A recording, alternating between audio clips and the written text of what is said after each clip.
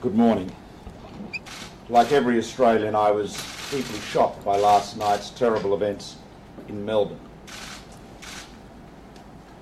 Australians, visitors from other countries, going about their daily life, last-minute Christmas shopping, heading home. To be attacked like this is in the middle of one of our great cities is a shocking event, a shocking crime. And of course, we know that only 11 months ago, Melbourne suffered a terrifying attack in which a car was used to kill and injure innocent civilians in the Burke Street Mall. Now, I have been in close touch with the Premier of Victoria, Daniel Andrews, overnight and again this morning, and I have just completed a telephone conference with the Home Affairs Minister, Peter Dutton, the Minister for Law Enforcement and Cyber Security, Angus Taylor, the Federal Police Commissioner, the Commonwealth Coordinator of Counter-Terrorism, and the Acting Director General of ASIO. I can confirm that there have been 19 people that have been admitted to hospital. 4 were on the critical list, in a critical condition. The Premier has just advised me that there are now 3 on the critical list. Our thoughts and our prayers are with all of the victims, especially those critically injured, for a speedy recovery. 9 of the victims are foreign nationals, and our consular officials are working hard to get in touch with their families and make sure that they're aware of what's happened to their loved ones. Now, I want to say that this attack, while horrifying, shows the courage and resilience of the people of Melbourne once again.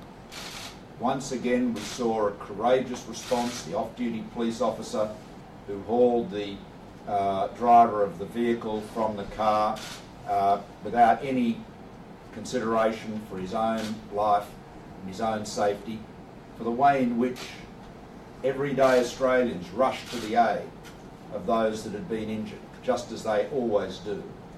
We are a nation that looks after each other. Mateship, solidarity, that degree of mutual respect and love that we always show when times are tough was brought out in sharp relief in Melbourne. And so, again, we send our prayers to all of those who've been injured in this attack, and we wish them a speedy recovery. I want to also thank the emergency, police, and indeed hospital and ambulance teams who responded so quickly to the event, rushed to the aid of the victims, and are now treating them and ensuring that they will do everything they can to bring them all back to good health. Now, I want to say something about the offender. He is, as you know, a 32-year-old Australian citizen of Afghan descent. He came to Australia as a refugee. He didn't come with a people smuggler. He came through the appropriate refugee, the normal refugee programs. He has a history of serious mental illness and drug abuse. He has said in a number of what the police are describing as utterings, he has said that he attributes his actions to perceived mistreatment of Muslims. But at this stage, and I want to say, emphasise at this stage, because investigations are continuing, apart from that statement, there are no known links to any political issues or certainly any links to extremist groups, and therefore the position that I'm advised of at the moment is that no terrorism link has been identified at this stage. But I want to stress there is a massive material that is being investigated, and nothing should be ruled out. Nothing should be ruled out. Now, whatever the motivation, this was a despicable and cowardly act. But I want to reassure all Australians that this is an isolated incident. We should continue to go about our daily lives in the way we always do. And that means spending time together with family and friends in public spaces, on the streets of our cities, at sporting stadiums, in parks, going out doing our Christmas shopping. That is a fundamental part of our lives, and it's what makes one of the many things that make us such a great nation. We all always should be cautious, but we are not going to be cowed or intimidated by cowardly acts of individuals who seek to do us harm in public spaces like this. Now, I want to say something about safety in public spaces. After the truck attack in Nice last year, I tasked the counter-terrorism coordinator, the Commonwealth counter-terrorism coordinator, to review the challenge of protecting places of mass gathering or crowded places. While the review found that Australia had largely robust protections in place, it was also clear that more work was required. And so the national strategy for protecting crowded places and places of mass gathering was put in place, and considerable work has been done and is happening now with the local government, state government, shopping centre owners, anyone that has stadium owners, anyone that has authority of or control over a place of mass assembly. I want to say we'll also note that the response that we have to keeping Australians safe is very dynamic. There is no room for complacency in the area of national security. And as you know, we have set up the new Department of Home Affairs, headed by Peter Dutton, which will for the first time bring our domestic security agencies under one roof and one minister. And the value of this decision was very clear last night. Peter and I were in touch constantly through the night. I was with the Victorian Premier, and there was seamless coordination in the response of all the federal agencies working together with the Victorian Police. I want to assure Australians that our agencies are working more closely together than ever. And that's the key. That is how we keep Australians safe on our streets or abroad. So again, our thoughts and prayers are with those that have been injured by this attack and with their families. Anyone affected can contact the Victim Support Helpline on 1800 819 817. That's 1800 819 817. This is a terrible attack, a shocking incident to occur just on the eve of Christmas. But we will not be cowed by it, we will not be intimidated by it. We'll continue to go about our lives in our normal way, enjoying our cities, enjoying our public spaces, doing our Christmas shopping, and enjoying the peace and the love and the time with family and friends that this wonderful season brings. I'd be happy to take some questions. How concerned are you that innocent people were so easily targeted? It is a matter of real concern protecting people in crowded places. As you will have seen, that a number of steps have been taken, including in Sydney, to protect crowded places, Martin Place, for example. Melbourne has some special challenges, though, as Daniel Andrews and I were talking about this just a few minutes ago. And it's been a subject of considerable discussion between us for some time now. Melbourne it's a beautiful city, planned city. It's got big wide streets, wide footpaths, and of course it has trams. And the tramways enable a driver, as this driver did, to pull out of stopped traffic, get into the tramway, and then make an attack. This is an issue for protecting, for example, the Burke Street Mall. There's a lot of technical solutions that can be done, retractable bollards, for example, in places of very high traffic, but it's not going to be possible to protect every street crossing, on every corner in Melbourne. So that presents some real challenges. And again, the Premier is very alert to this, and we've talked about.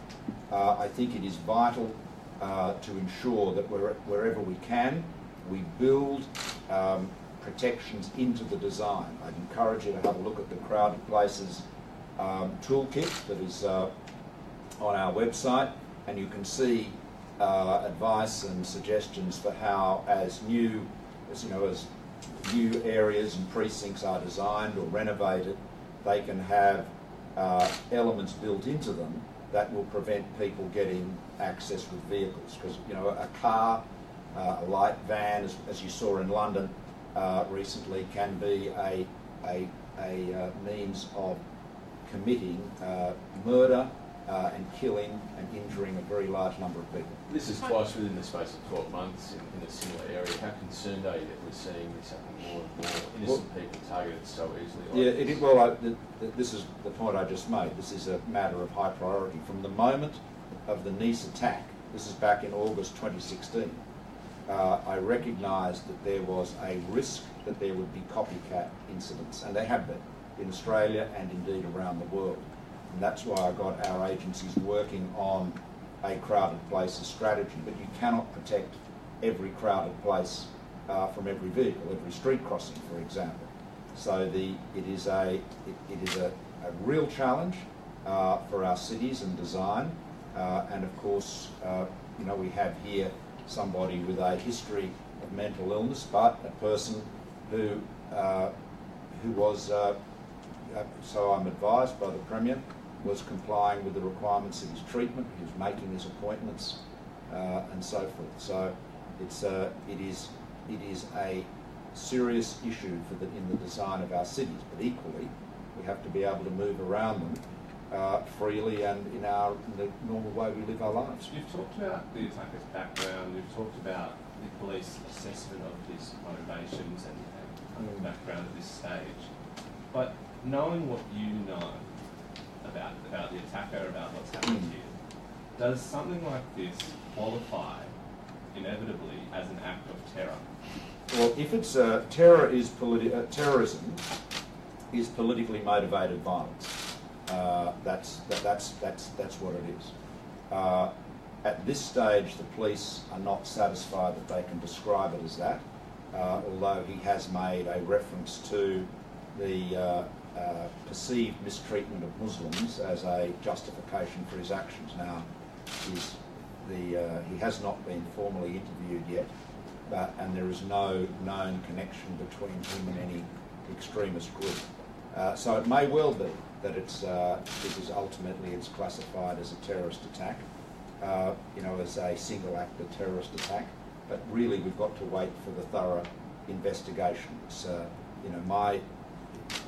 that's being handled by the agencies, state and federal, that are working on the issue right now, even as we speak. Prime Minister, when will troops be withdrawn from Iraq and Syria, not just aircraft? Okay, well let me deal with that. As you know, earlier this month, on the 9th of December, in fact, the Prime Minister of Iraq, Haider al-Abadi, announced the liberation of Iraq from control of Daesh, the areas that Daesh or ISIS had controlled.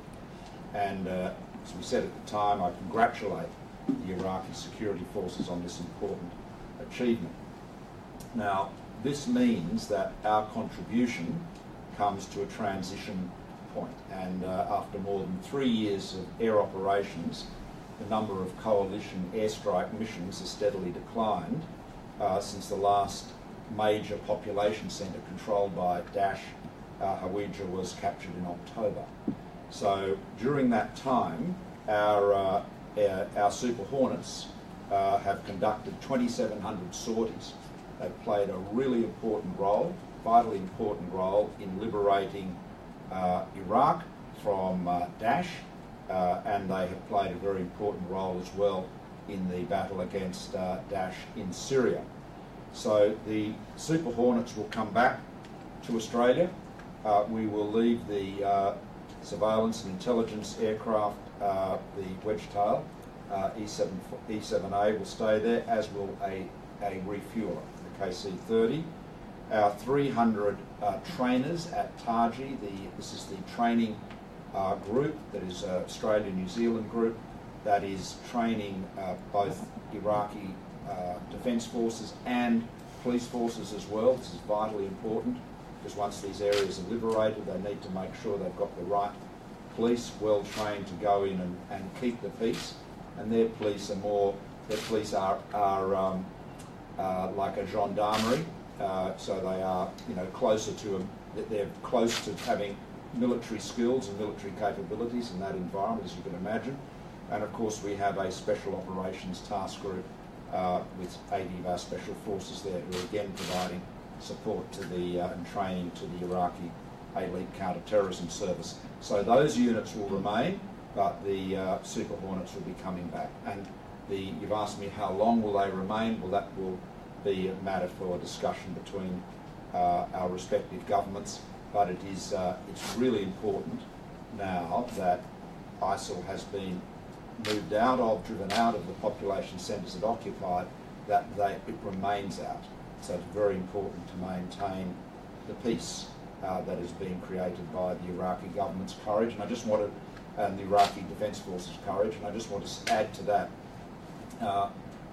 my thanks, and I know the thanks of all Australians, to the members of the Australian Defence Force who've served in Iraq and Syria and have played such a critical role in eliminating Daesh role over these big population centres.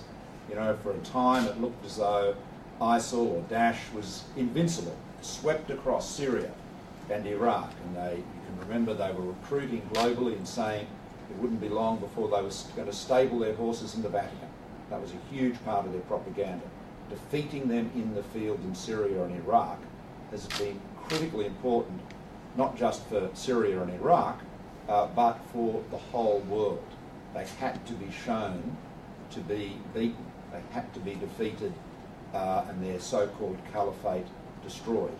And of course that's why it was important that we provided the game-changing support that enabled the Philippines armed forces to retake Marawi in the southern Philippines, which was again a city that ISIL-backed insurgents took over.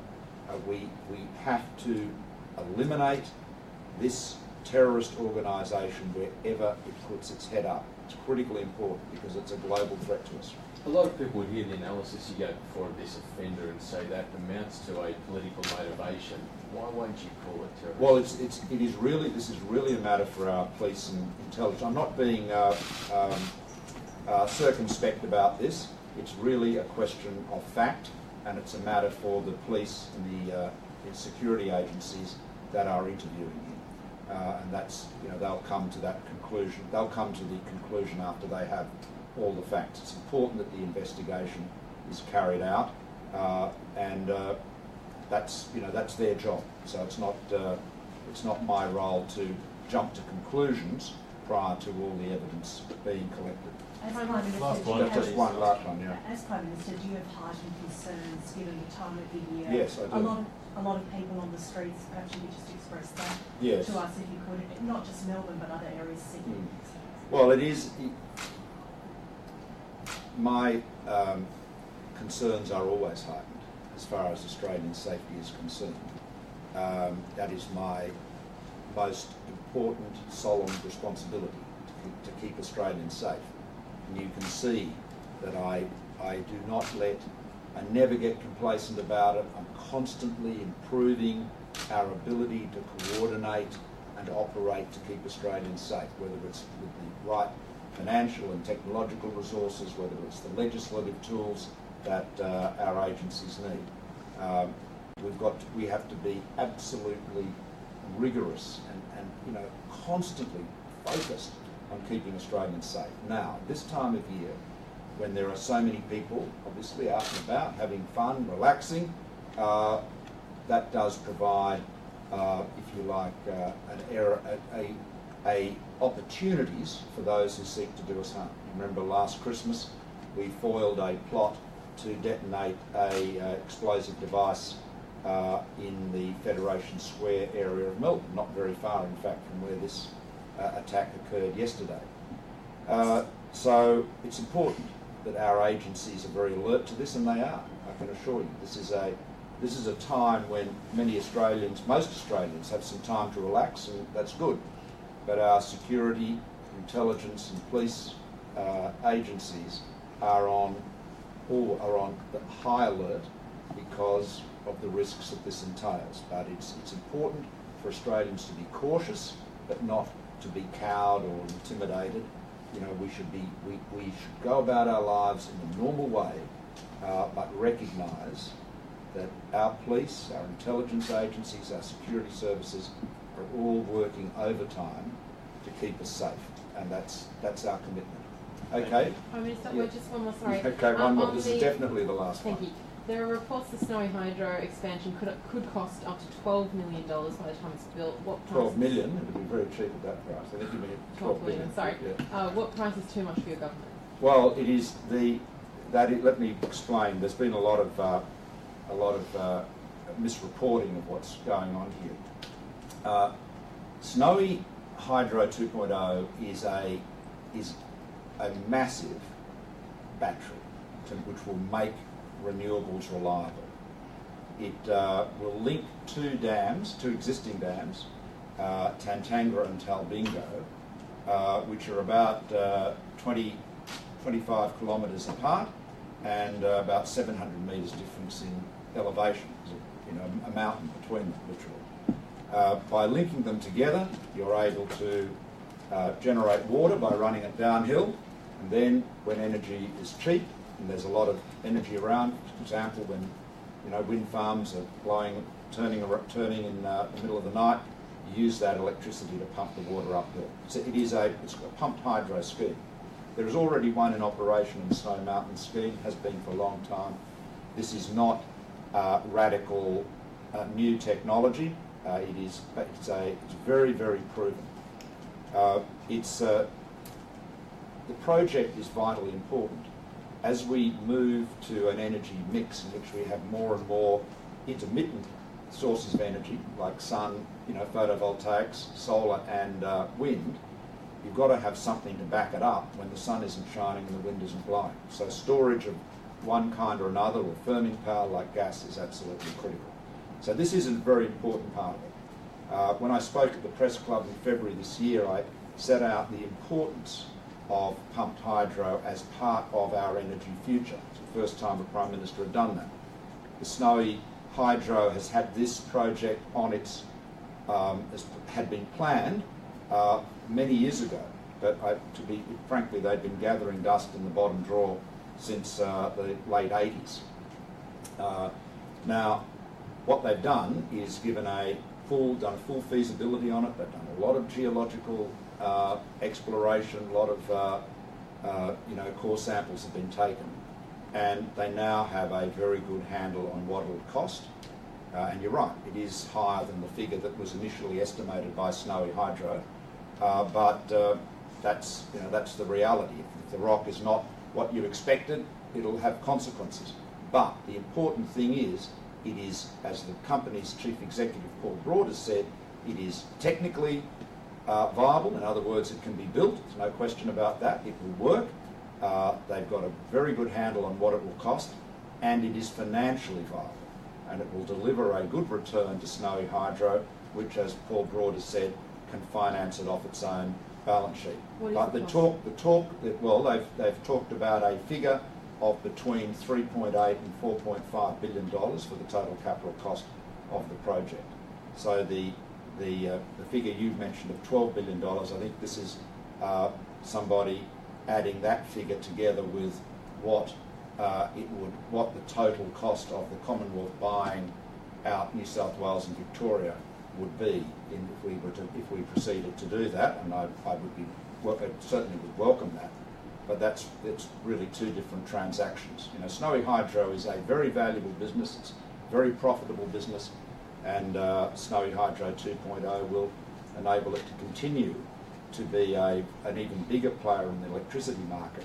But remember, for those people who say that I and my government are against renewables, this is the biggest renewables project built in Australia since Snowy Hydro 1. So this is a huge game changer, because what it does is it makes renewables reliable, and it will put downward pressure on energy prices, because what it does is, having that huge battery there enables you to take a lot of the volatility out of the price of electricity. Now, in terms of scale, the battery that has been purchased in South Australia, the Elon Musk battery, which is great. I mean, I don't have any criticisms of that at all. It's, as you know, I love new technology. But the Snowy Hydro project, Snowy Hydro 2.0 project, will store 3,500 times as much energy as the South Australian battery. So this is the point. If you look at Snowy's video they've done to describe the scale of it, it is massive because you've got two big dams and it can generate, it would have the ability to generate 2,000 megawatts for 175 hours, not just for an hour or half an hour. So it's massive, and it has the ability to expand, to go in the future, many years hence, to go from 2,000 to 4,000 to even 6,000 megawatts. So really big game-changing opportunity, and it makes renewables reliable. Really important. So no price is too high? Well, it is the price, the cost has been taken into account by the company in determining that it delivers a positive return, a very solid and respectable internal rate of return. So that's the point. It is a very, of course it's an expensive project, but any big infrastructure project has a price tag. The real question is, do we want to ensure that Australians have affordable and reliable energy? Yes, that's the commitment that I've made. And do we want to ensure that we can meet our emissions reduction obligations? Yes. And that's why we have a national energy guarantee that brings those three together. And of course, a big part of that is having the storage. And a project like this is something that takes some time to plan and build. If you want to have this kind of nation-building infrastructure, if you want to have the biggest renewable energy project since the Snowy Hydro scheme was built, if you want to do that, you've got to make the commitment now, make the investment now, do the homework now, the studies and everything, and once you're satisfied that it stacks up, then you've got to build it. And that requires a substantial investment. But that's what governments have to do. You have to plan ahead. You can't just, if you kick every problem off into the long grass and pretend it's not there, you end up like South Australia with the most expensive and the least reliable energy, and them having to make all sorts of, last-minute acquisitions of a battery here and a diesel-powered generator there. This is a long-term project. It's exactly what we need to secure our affordable, reliable energy future and meet those emissions reduction commitments. Thanks very much.